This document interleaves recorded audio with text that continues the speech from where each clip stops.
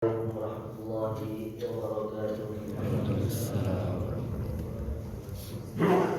Alhamdulillahi rabbil alamin, wassalatu wassalam ala asyrafil anbiya wal mursalin sayyidina wa maulana Muhammad wa ala alihi wa sahbihi ajma'in, amma ba'd.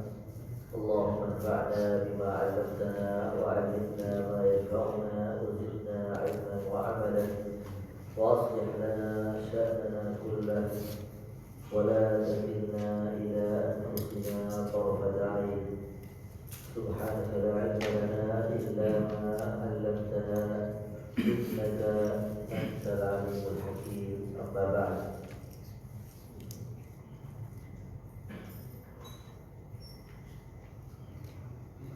Kita lanjutkan kajian pada syarah Riyadhus Shalihin. Kita masuk pada hadis yang kedua,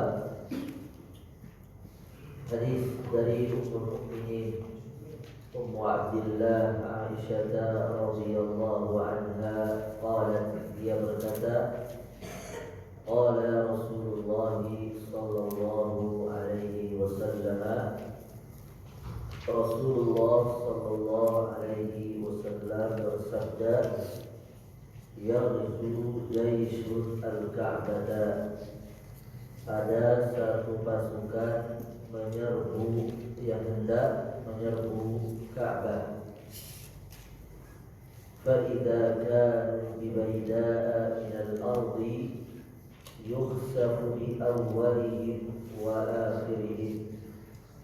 Tatkala mereka, itu pasukan tersebut, berada di tanah yang lapang, mereka dibenamkan ke dalam perut bumi dari awal pasukan hingga yang paling akhir dari mereka. Maka Aisyah radhiyallahu anha dengan kecerdasannya dia bertanya kepada Nabi sallallahu alaihi wasallam, qalat, qultu ya Rasulullah, kaifa yukhsafu bi awwalihim wa akhirihim wa fihim aswaquhum wa man laysa minhum. Aisyah bertanya, ya Rasulullah, bagaimana dibenamkan dari awal mereka hingga paling akhir dari mereka, padahal di dalamnya ada orang-orang pasar, orang-orang yang tidak tahu menahu, yang tidak ikut menyerbu. Padahal di dalamnya ada orang-orang pasar mereka dan ada yang bukan dari mereka. Itu rakyat biasa yang tidak ikut berperang atau hendak menghancurkan Ka'bah.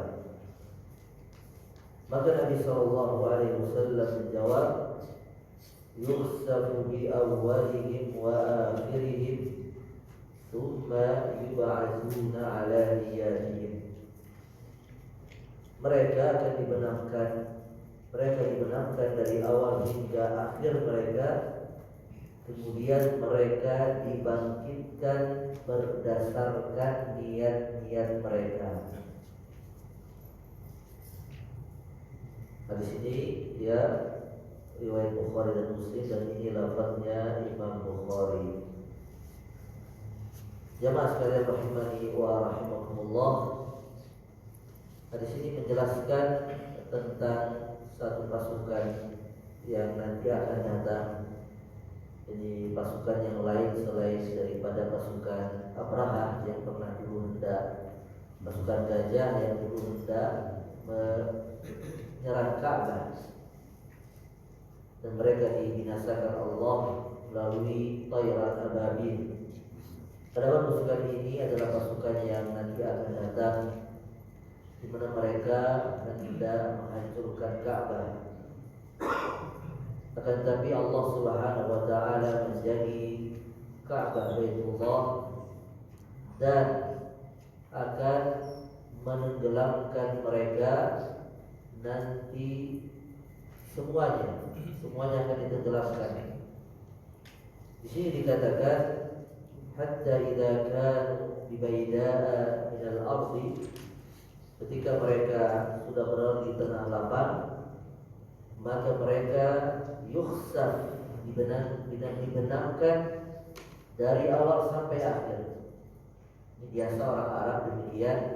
Ini menunjukkan tidak ada yang tersisa satu pun. Dari awal sampai akhir berarti tengahnya selamat. Biasa orang Arab demikian. Bagaimana ayat Allah berfirman, "Walillahil masyriq wal maghrib." Bukan berarti yang utara selatan bukan milik Allah. Ini menunjukkan bahwa semuanya akan dibenamkan. Maka Aisyah radhiyallahu anha dengan kecerdasannya dia bertanya tentang sesuatu yang sangat penting. Bagaimana bisa dibenamkan semuanya? Mungkin pasukannya itu perjalanannya panjang atau pasukannya banyak, sehingga jaraknya itu banyak, jaraknya itu panjang sekali. Dan kalau jaraknya panjang, maka banyak juga orang-orang yang mungkin tinggal di daerah situ ikut terbenam. Mungkin dia melewati pasar pasukan tersebut, sehingga semua yang ada di pasar itu juga ikut terbenam, dibenamkan Allah Subhanahu wa taala. Maka Aisyah bertanya, "Ya Rasulullah, kaifa yukhsafu bi awwalihim wa akhirihim?" Bagaimana bisa dibenamkan semuanya padahal di sana terdapat orang-orang yang tidak bersalah? Maka Nabi SAW katakan, mereka semua akan dibenamkan Allah, akan tetapi nanti di akhirat dibangkitkan sesuai dengan niatnya masing-masing.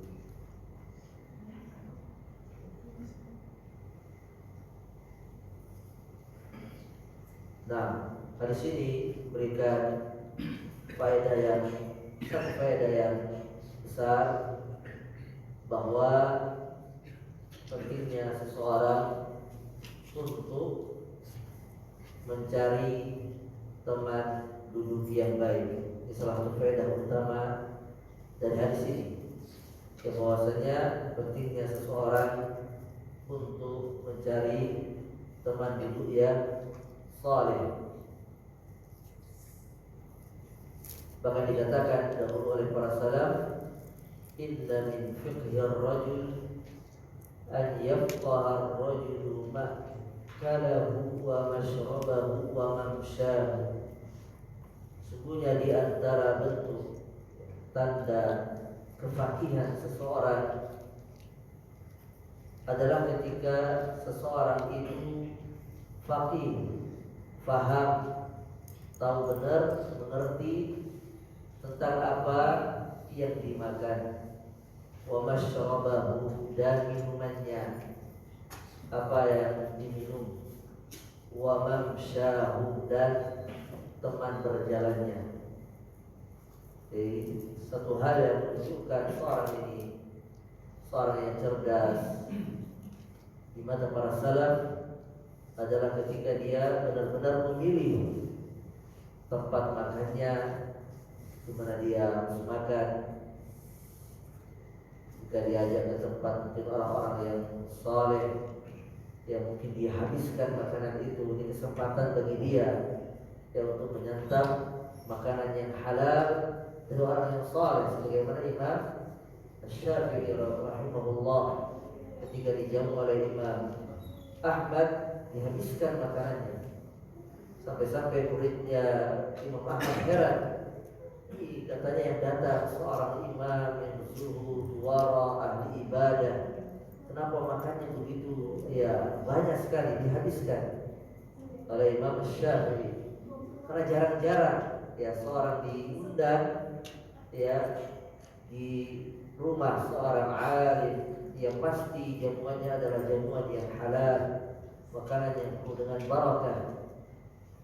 Karenanya di antara kefakihan seorang adalah ketika seorang mengetahui di mana dia harus makan, wa masyrab, otomatis dia harus minum, wa mamsyahu, dan ya teman dia berjalan.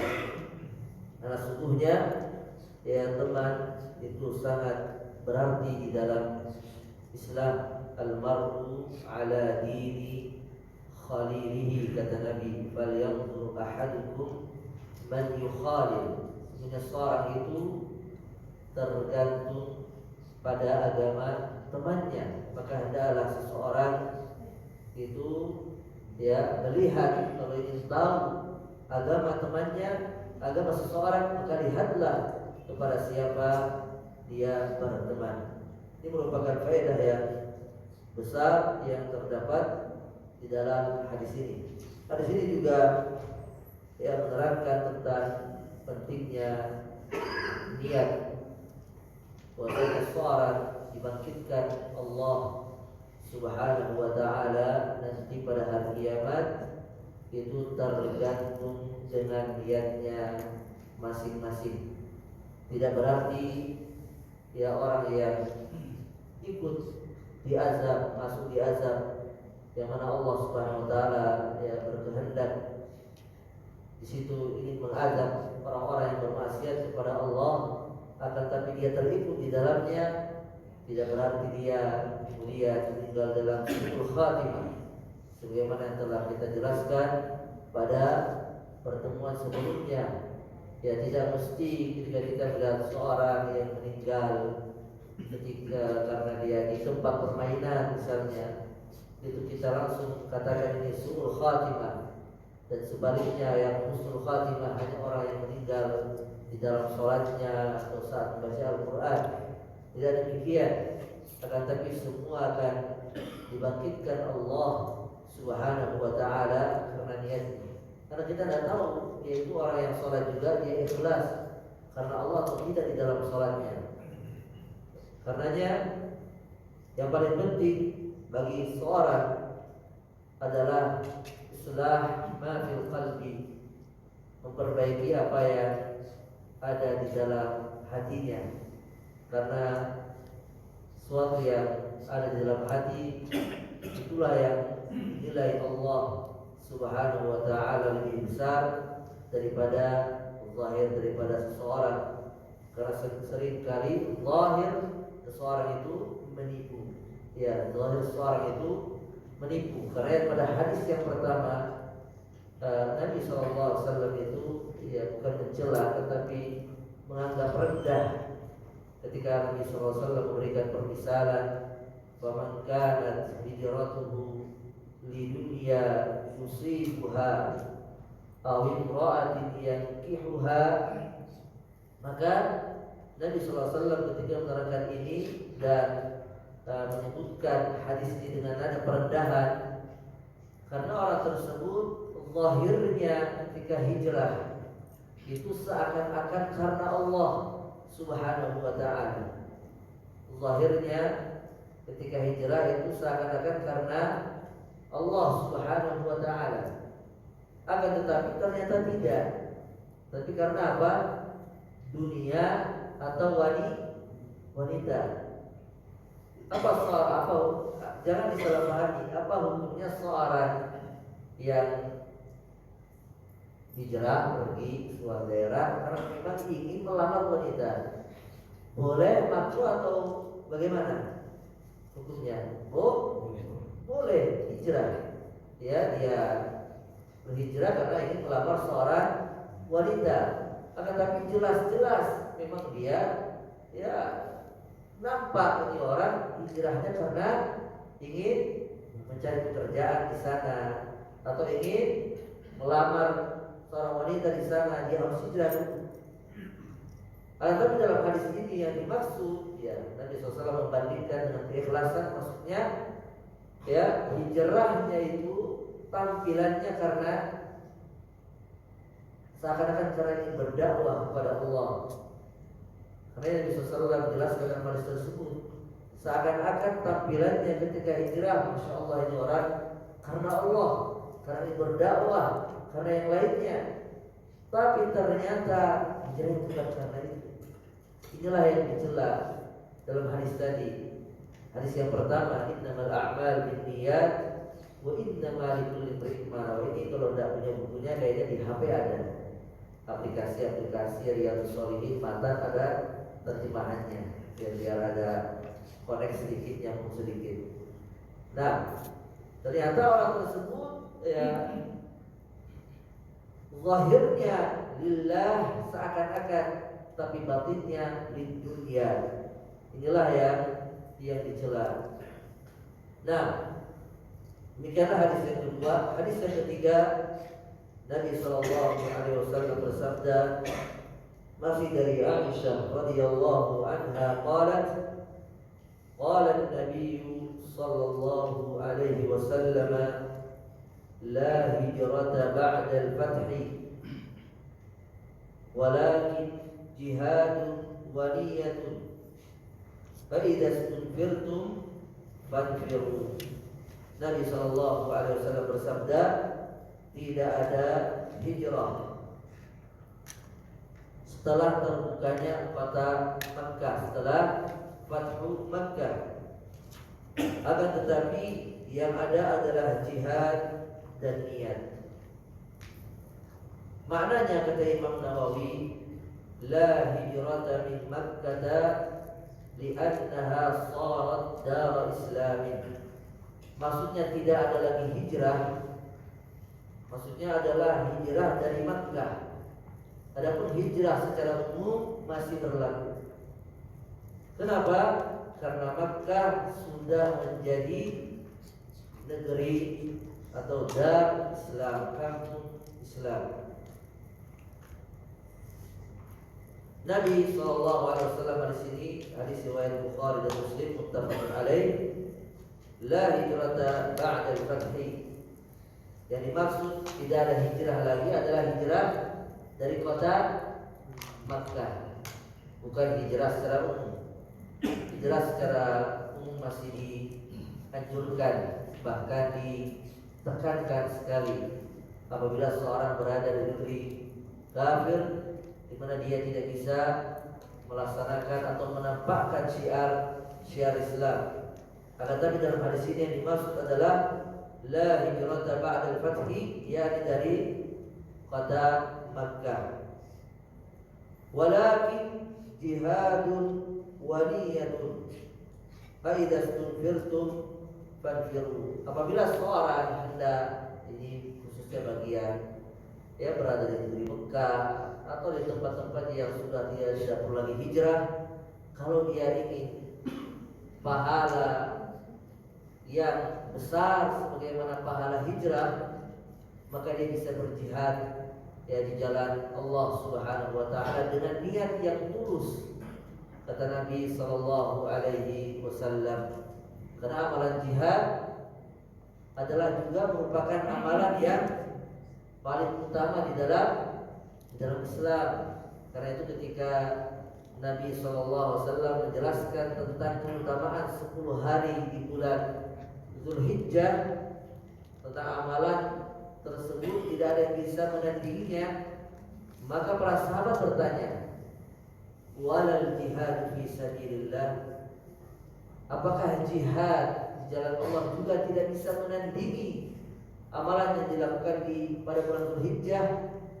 Kenapa para sahabat menanyakan jihad?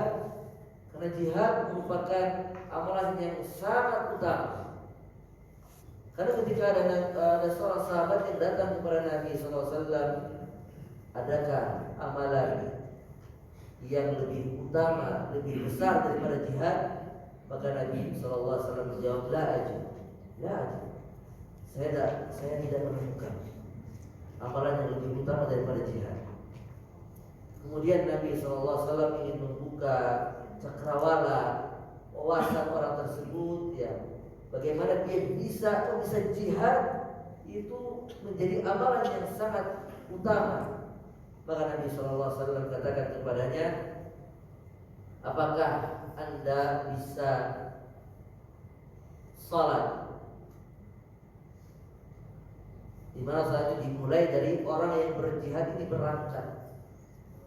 Anda salat, kemudian Anda tidak putus dari salat Anda, dan Anda berpuasa salat tidak putus sampai orang yang jihad ini kembali ke rumahnya. Sanggup atau tidak? Kata Nabi SAW. Tahu orang jihad itu zaman dahulu tidak sebentar, lama, perjalanannya saja bisa menempuh ratusan kilo. Bagaimana nanti yang akan datang di hadis setelahnya pada saat misalnya perang Tabuk, ya perang yang sangat berat, perjalanan yang sangat jauh, dan dia sholat tidak pernah berhenti. Maka orang tersebut mengatakan, saya tidak mau. Maka inilah yang menjadikan jihad merupakan amalan utama di sisi Allah. Dan hijrah itu merupakan salah satu bagian ya daripada jihad. Dan hijrah pahalanya besar. Wa may yuhajir fi sabilillah yajid fil ardi muraghaman katsiran wa sa'ah. Wa may yakhruj min baitihi muhajiran ila Allah wa rasulih thumma yudrikul maut faqad waqa'a ajruhu 'ala Allah. Dan sebaliknya, ya orang yang tidak berjihad dosanya besar.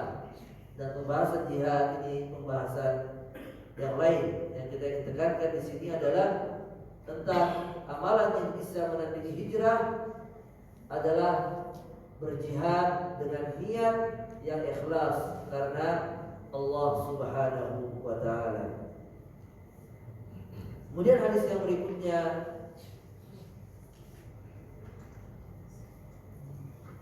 merupakan hadis yang besar dan utama juga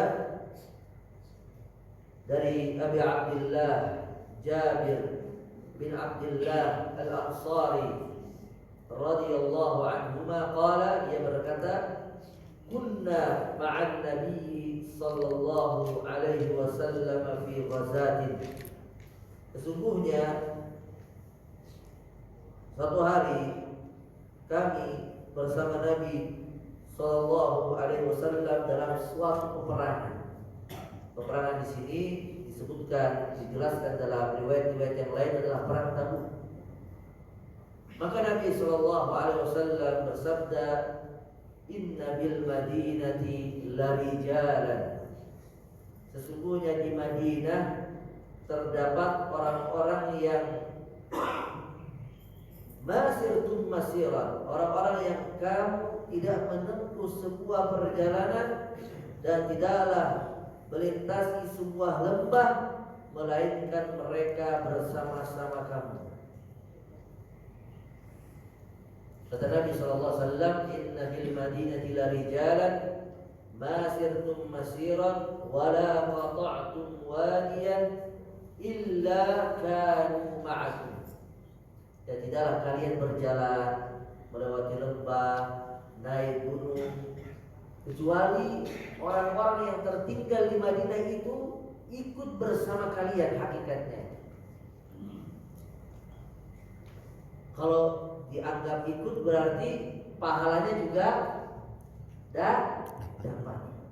Kalau dianggap mereka tinggal di Madinah, setelah Nabi SAW dengan sahabat-sahabat yang lain pergi ke Tabuk, perang Tabuk, perang yang sangat susah, musim paceklik, perjalanan 300 kilo lebih. Saat itu sangat susah keadaannya, sampai-sampai saat itu Abu Bakar radhiyallahu anhu berinfak dengan seluruh hartanya, Umar radhiyallahu anhu dengan setengah hartanya, Utsman dengan berbagai kendaraan, dengan segala peralatan perang yang ada di dalamnya. Semua sahabat berlomba-lomba untuk berperang. Ada beberapa sahabat yang tidak bisa ikut berperang saat itu. Allah jelaskan dalam surat At-Taubah, "Laisa 'alal du'afa", ada orang-orang yang lemah, ya, wala 'alal marda, wala 'alal orang yang sakit, wala 'alal ladzina la yajiduna ma yunfiqun harajun. Mereka enggak berdosa, orang-orang yang enggak punya harta. Bahkan mereka datang kepada Nabi, wala 'alal ladzina idza ma atauka litahmilahu. Mereka mohon kepada Nabi, tolong kami dibawa untuk berperang. Qul la ajidu ma ahmilukum alaih. Tapi Nabi tidak bisa berbuat apa-apa. Ya, Nabi SAW tidak punya kendaraan. Ya, saya tidak bisa membawa kalian. Sehingga mereka pulang. Wa a'yunuhum tafidu minad dam'i hazanan alla yajidu ma yunfiqun. Mereka pulang bukan senang, ya, tapi mata mereka itu meneteskan air mata. Jadi mereka memang gak ikut berperang bukan karena takut meninggal, tapi karena mereka gak punya apa-apa untuk berperang. Buktinya apa? Ketika mereka ya tidak bisa diajak oleh Nabi SAW, mereka pulang dalam keadaan menangis.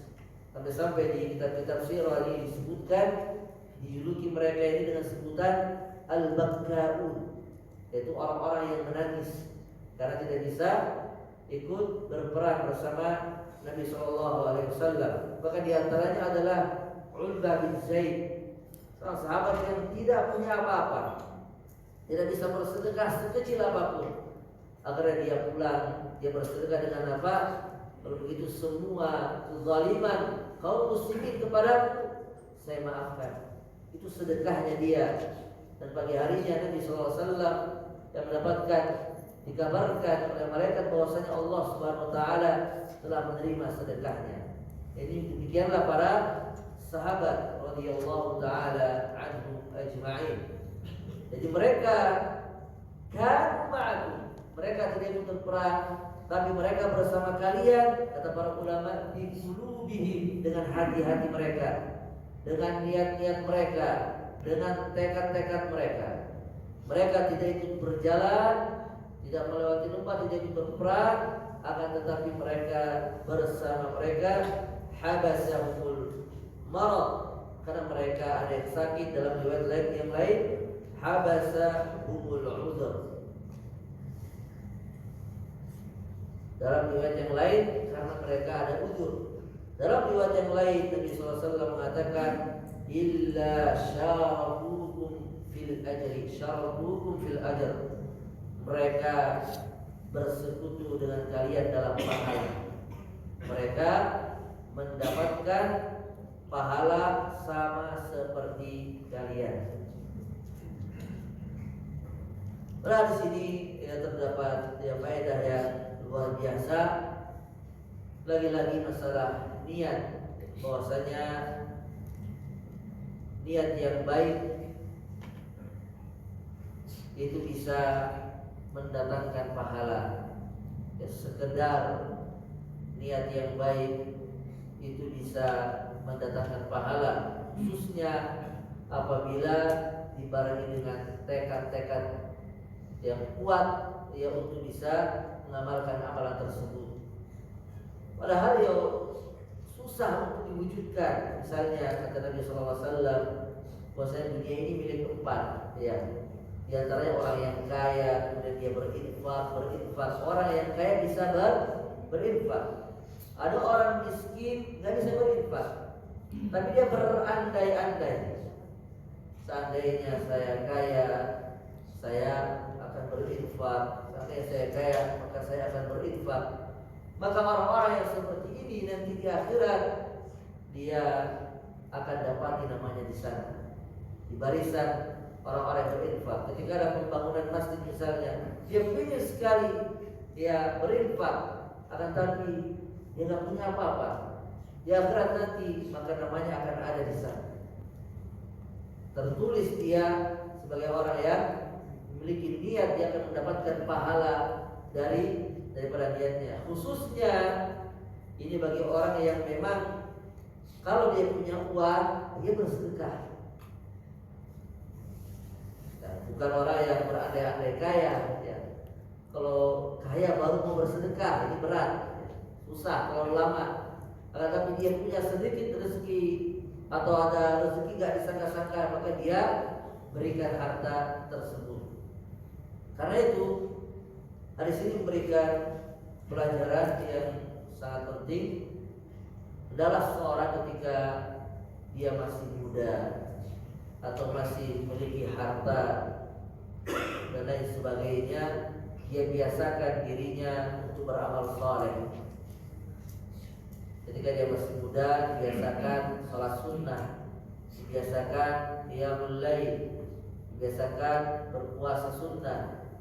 Ketika dia punya harta, dibiasakan dia bersedekah. Karena ketika dia sakit atau ketika dia sudah tua dan dia tidak bisa lagi mengerjakan amalan tersebut, maka dia akan mendapatkan pahala sebagaimana dia seakan-akan dia mengamalkannya. Dia mendapatkan pahala amalan, bukan sekedar pahala niat. Ya, pahala amalan. Dia akan mendapatkan pahala amalan. Pahala niat itu bagi orang yang tidak terbiasa melakukan sebuah amalan.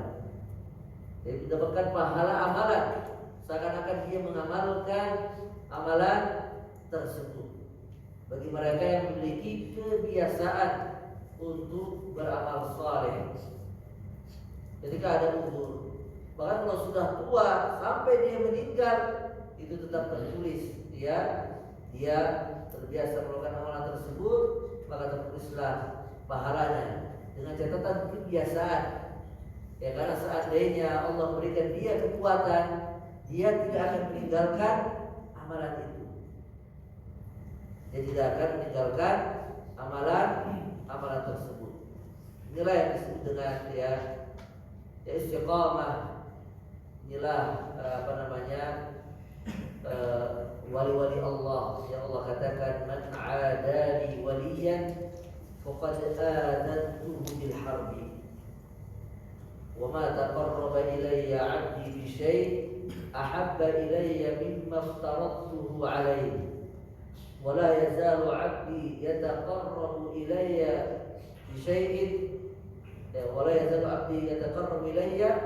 بشيء حتى أحبه. Ya, seorang itu akan dikenal sebagai ahli ini ketika dia sudah terbiasa melakukan hal tersebut. Bagaimana seorang hendak dikenal sebagai ahli sholat? Ya, kalau dia tidak pernah merutinkan sholat tersebut, ahli puasa, ahli zakah, dan yang lain sebagainya. Jika seorang sudah terbiasa, maka dia akan dikenal Allah Subhanahu wa Ta'ala. Kalau sudah seperti itu, maka Allah mencintainya. Kalau Allah sudah cinta, ya sudah, ya meminta apa saja dikasih, istilahnya. Ya, meminta apa saja dikasih. La in sa'alani la u'tiyannah, kata Allah, kalau dia minta saya kasih. Wa la in ista'adani la u'idannah, kalau dia minta perlindungan maka aku akan melindunginya. Nah,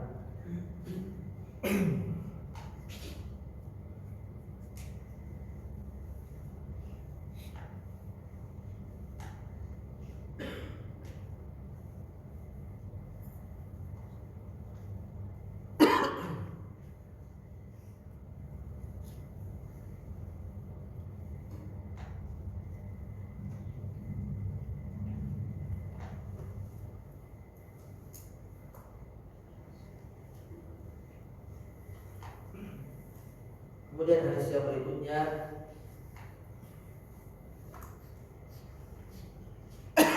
bukan hadis yang agung juga dalam masalah niat, yaitu hadis dari Abi Yazid Ma'an bin Yazid Al-Akhnas radhiyallahu anhu.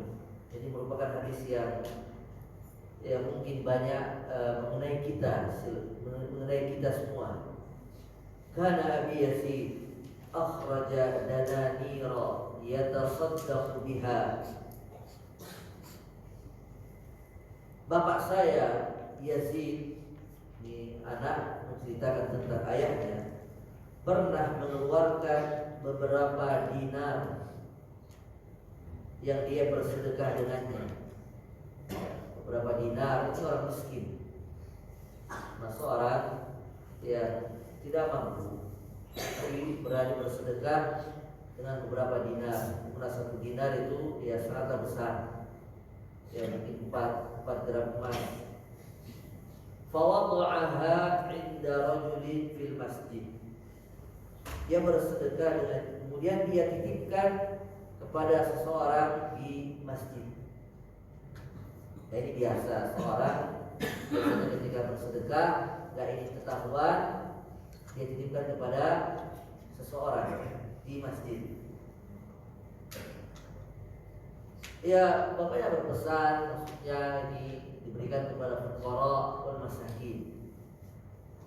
Fawada'aha 'inda rajulin fil masjid faji'tu fa akhadtuha. Maka anaknya ini mengambil uang tersebut. Dia datang ke masjid, pas datang ke masjid ada yang membagikan maka dia ambil. Dia nggak tahu kalau itu ternyata uang ayahnya. Dan ayahnya berpesan ini buat fakir miskin, dan dia menganggap dirinya miskin. Dia menganggap dirinya miskin, saya berhak. Tapi tidak tahu dia kalau itu adalah pemberian sedekah dari ayahnya.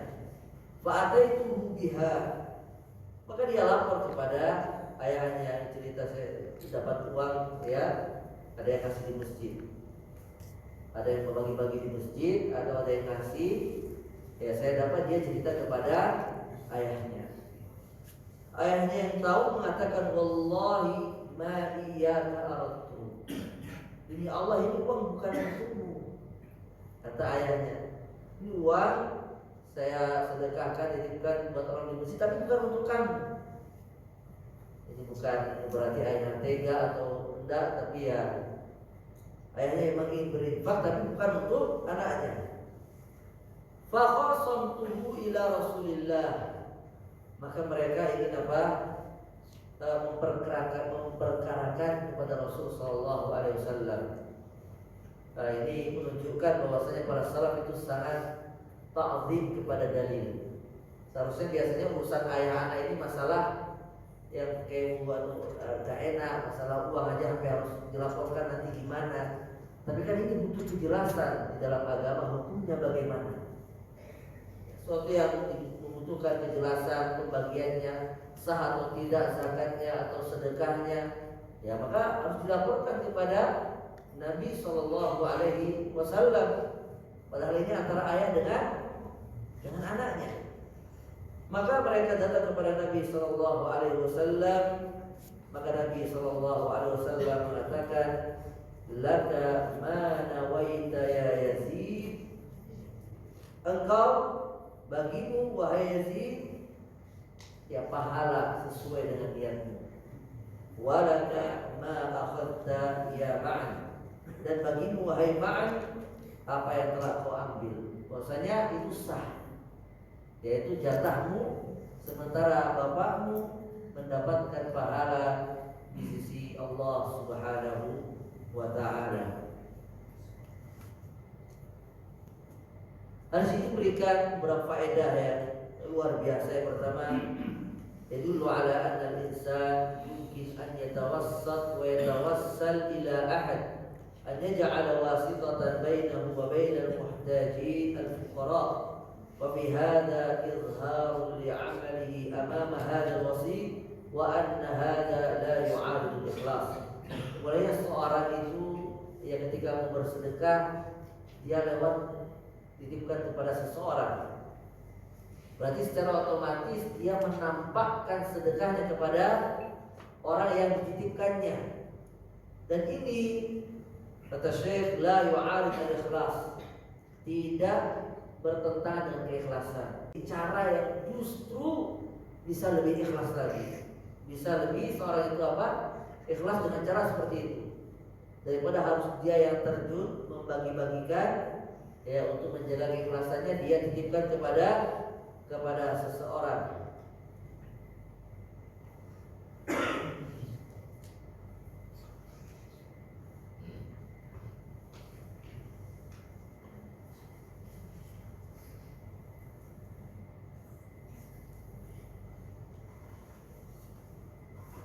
Summa inna hadzal insan alladhi wusita bihadhihi shadaqah la syakka annahu yashtarik fil ajr. Belum lagi faedahnya dengan cara menitipkan kepada orang lain. Orang yang dititipkan ini juga dapat pahala. Kenapa? Bisababi isalihi hadzal mala minal ghani ila al-fuqara. Karena dia menyampaikan, ada pekerjaannya mengantarkan harta-harta tersebut kepada para fuqara. Jadi ini menggalang dana, ya, atau istilahnya menitipkan hartanya kepada seseorang, maka orang yang dititipkan dapat pahala. Dan satu pelajaran penting nanti, jangan takut salah sasaran. Jadi pelajaran pentingnya, karena banyak orang yang menjadi pelit karena takut salah sasaran.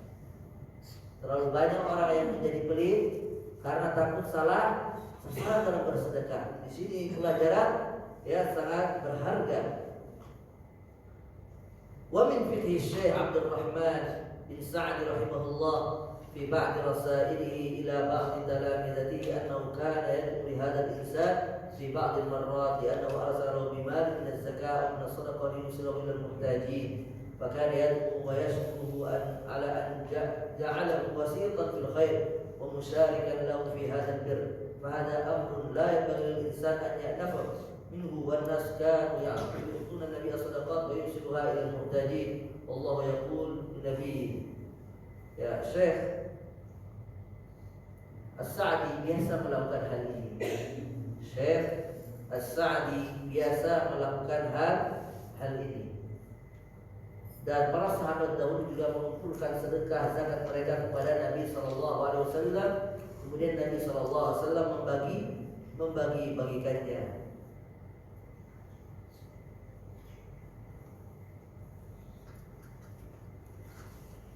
Akan tapi yang perlu diingat, wa kana sallallahu alaihi wasallam yad'u an-nasa du'aan 'aman lis-shadaqah.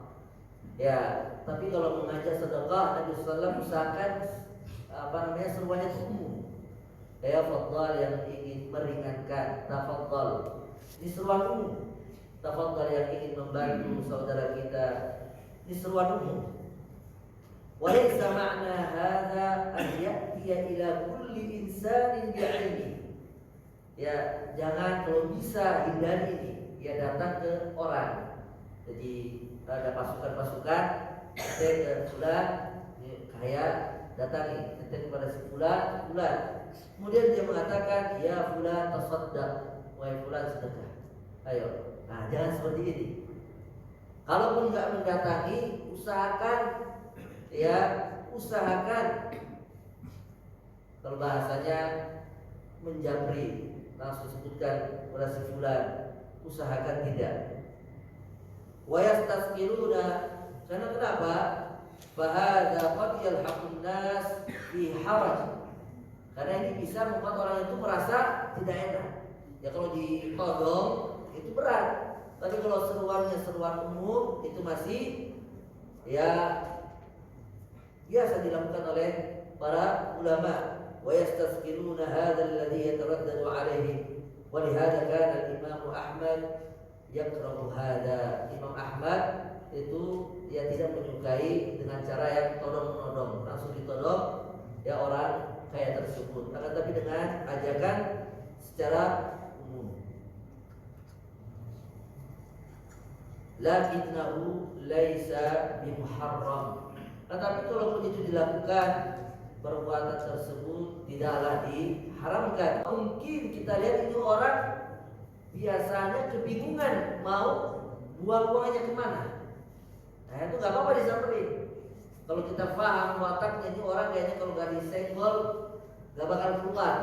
Kebingungan. Ini kan alasannya tadi kenapa takut memberatkan. Ada orang yang jazakallahu khairan, saya sudah diajak berbuat kebaikan, peluang bagi saya. Ada yang seperti itu. Nah, orang-orang yang seperti itu biasanya kalau diminta cepat, maka tidak mengapa.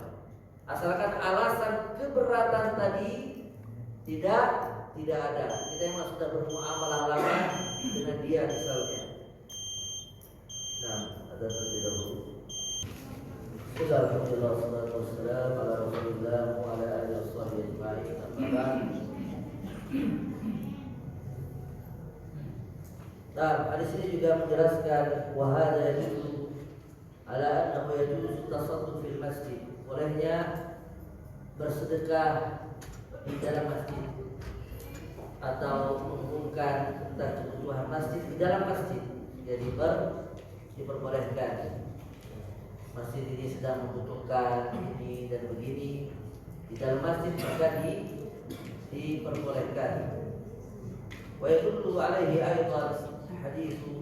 Nah, wa laysa ma'na hadha anna al-fuqara yaqifun wa yaqifuna bil masjid. Bukan berarti orang-orang fakir dia pergi ke masjid kemudian meminta-minta, maka ini tidak dibenarkan, sebagaimana yang banyak di Masjidil Haram, ya, ada orang-orang yang minta-minta di masjid atau di masjid mana saja. Ini bukan ya dalil boleh seorang minta-minta di dalam masjid, meskipun ya mereka tidak boleh dibantah. Wa masaila fala tanhar. Kemudian mereka datang kepada Nabi SAW dan memperkarakan. Dan sini menunjukkan bahwasanya tidak semua ya ketika terjadi masalah antara anak dengan ayahnya, maka itu berarti menunjukkan anak tersebut durhaka kepada orang tuanya. Tidak mesti semua masalah yang diperkarakan atau perkara yang terjadi antara anak dengan orang tuanya, maka secara spontan kita katakan itu anak durhaka. Tidak semua, karena Nabi SAW ketika mendapati hal ini, Nabi SAW tidak menegur kepada anaknya, bagaimana engkau dia durhaka kepada orang tuamu. Tetapi mereka yang benar-benar ingin mencari kebenaran. Kemudian berkata Nabi sallallahu alaihi wasallam, "Laka ma nawaita ya Yazid." Engkau akan mendapatkan sesuai dengan niatmu. Ini inti daripada hadis ini adalah di sini ya, maka seorang ya kata para ulama yang telah mengeluarkan hartanya dan dia niatkan harta tersebut diberikan kepada fakir miskin, ternyata salah sasaran tanpa dia ketahui, maka pahalanya itu telah tertulis di sisi Allah Subhanahu wa taala. Karena ada seorang dikisahkan, ada seorang itu bersedekah, la atasaddaqan nabi sadaqah. Dia sedekah, ternyata sedekahnya pertama itu jatuh di tangan seorang pencuri. Besoknya orang-orang membicarakan, oh ini bersedekah kepada pencuri. Kemudian dia berjanji lagi, saya akan bersedekah. Janjinya kepada fakir miskin, tujuannya, niatnya. Ternyata fawada'aha fi yadi zaniyah. Ternyata sedekahnya jatuh di tangan seorang pezina. Salah lagi masalahnya. Kemudian ya orang-orang membicarakannya lagi. Kemudian dia berkata lagi, saya akan bersedekah lagi. Keesokan harinya ternyata fawada'aha fi yadi ghani, jatuh di tangan orang kaya. Ya mungkin dia sudah telusuri, orang ini sudah kelurahan, orang miskin apa, ternyata dia kaya. Karena di kampungnya dia punya istana megah, mobil dan lain sebagainya, rumahnya besar misalnya. Di sini meminta-minta misalnya, dia kasih. Ternyata di rumahnya kan mungkin banyak di Indonesia. Minta-minta katanya punya mobil mewah, punya ya ini yang rumah besar. Ternyata salah. Akhirnya orang membicarakannya lagi. Fa'utiya, pada malam harinya dia bermimpi. Faqila lahu, ada yang mengatakan kepadanya, ya Allah telah menerima ya sedekahnya. Dalam riwayat yang lain dikatakan, amma sadaqatuka ala sarif fala'allahu an yasta'ifa an sarifati. Sedekahmu kepada pencuri itu mudah-mudahan dia berhenti dari mencurinya. Wa amma az-zaniyatu fala'allaha an tasta'ifa an zinaha. Adapun sedekah kepada berzina, mudah-mudahan dia tidak mencari harta lagi dengan cara dia berzina. Wa ammal ghani fala'allahu ya'tadir wa yunfiq mimma a'tahu Allah. Adapun sedekah kepada orang kaya, mudah-mudahan orang kaya itu dapat pelajaran ini, sehingga dia terpacu juga untuk berinfak dari harta yang Allah berikan kepadanya. Karena itu Imam ya Ibnu Asakir ketika membawakan cerita biografi Ja'far bin Muhammad yang merupakan salah satu orang yang sangat dermawan. Ja'far bin Muhammad dermawan. Ada seorang dia melewati seorang penyair yang sedang menyambungkan syairnya. Inna as-sani'ata la tu'addu sani'atan hatta yusaba biha tariqul musta'id. Intinya kebaikan itu tidaklah dianggap kebaikan kecuali jatuh ke tangan yang benar. Maka apa kata Imam Ibnu Asakir? Hadza arada an yubkhilan nas. Ini orang ingin orang lain menjadi pelit. Ini orang ingin menjadi orang lain menjadi pelit. Ya, tadinya orang rajin bersedekah, sedekah Ramadan kuat. Hati-hati dengan satu yang berbahaya. Salah sasaran orang bisa menarik jadi orang pelit. Ya masalah tujuan selama niatnya baik itu iftar ternyata disalahgunakan itu urusan takmir DKM. Adapun niat dia itu sampai di hadapan Allah Subhanahu Wa Taala. Bahkan dikisahkan Syekh bin Baz bahwa setiap orang datang kepadanya membawa suku, membawa cek, minta tanda tangan, dia butuh apa? Karena tanda tangan Syekh bin Baz selalu dia terkabulkan, keluar itu uang cair selalu diberikan. Dan ini ada kisahnya, namun karena waktu sudah habis. Intinya dalam bersedekah, ya banyak sekali mungkin sekarang ini ya sangat susah ya seorang mengumpulkan dana atau seorang menjadi pelit hanya gara-gara apa? Takut sasaran. Akhirnya tidak ada yang bersedekah, menahan hartanya, ya sehingga banyak orang-orang yang membutuhkan yang tadinya mereka biasa mendapatkan bantuan dari orang-orang yang kaya, mereka menjadi tertangani. Ya intinya sekali lagi pada hadis ini adalah selama seorang itu meniatkan sedekahnya diberikan kepada para fuqara wal masakin, maka itu pahalanya sampai di sisi Allah Subhanahu Wa Taala, meskipun pengelolanya itu bermaksiat atau yang tadi mengambil dari harta tersebut, maka itu urusan mereka dengan Allah Subhanahu Wa Taala. Wallahu taala ala wa alam. Subhanallah wa bihamdihi la ilaha illa anta astaghfiruka wa atubu ilaik. Assalamualaikum warahmatullahi wabarakatuh.